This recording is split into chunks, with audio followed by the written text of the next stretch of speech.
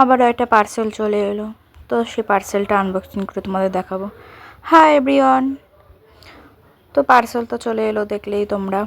তো এই পার্সেলে কী আছে বলো তো, গেস করো সবাই। আমি তো তোমাদের আনবক্সিং করে দেখাবোই, তবে তার আগে গেস করো, গেস করতে থাকো।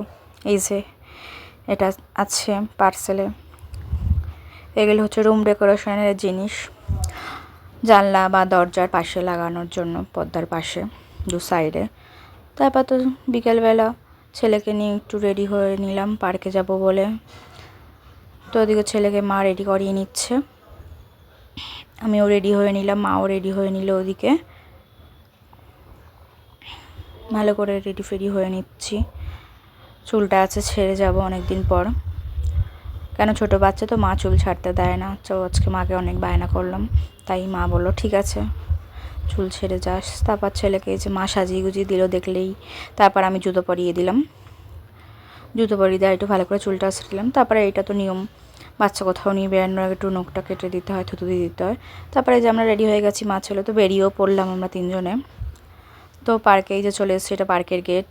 এই পুকুরটা সবাই বুঝতে পারছো পুকুরটা, কারণ এই পুকুরটাতে ছেলের অন্নপ্রাশনের জল সইতে এসেছিলাম। তো এই যে এটাই পার্ক, আমাদের এই পার্কের নাম বড় পুকুর পার্ক। এই যে পার্কে চলে এসেছি, এই যে স্লিপ দোলনা সবই রয়েছে পার্কে। যে ছেলেকে তারপরে একটু হাঁসে চড়িয়ে নিচ্ছিলাম। এই হাঁসে আমার শখ ছিল, অনেক মেলাতে গেছিলাম ছেলেকে নিয়ে, ভেবেছিলাম মেলাতেই হাঁসে চড়াবো, কিন্তু 50 টাকা করে নিত। তারপর তো 50 টাকা করার জন্য চড়াইনি, কেন চড়তো না ছেলে, কাঁদতো, তাই এখানে চড়িয়েছিলাম হাঁসে। তো এখানে ওঠার পরও কাজ ছিল, তারপর একটু স্লিপ চড়ে নিলাম। স্লিপেতে খুবই মজা পাচ্ছিলো, দেখলেই তোমরা দেখতেই পারছো। তারপর একটু বাবলি কাকিমাদের বাড়ি চলে গেছিলাম, মানে একটা কাকিমা হয় আমাদের, তো ওদের বাড়িতে একটা ডগি রয়েছে সুইটি, আমরা ওর নাম দিয়েছিলাম যে সুইটিকে একটু আদর করে নিচ্ছিলাম। ওকে কাকু আটকে রেখেছিলো, কারণ আমি তো নিতে পারবো না, আমার ছোটো বেবি, কেন ওকে নিলেই ও কোলে চলে আসবে। তারপর একটু বাবলি কাকিমা বললো ছাদে চল ঘুরে আসি, তারপর ছাদে গেলাম। এই যে ওদের ছাদটা কত সুন্দর। তারপর আবার সন্ধ্যাবেলায় বাড়ি চলে এসে তারপর আবার বৌদির বাড়ি চলে এলাম।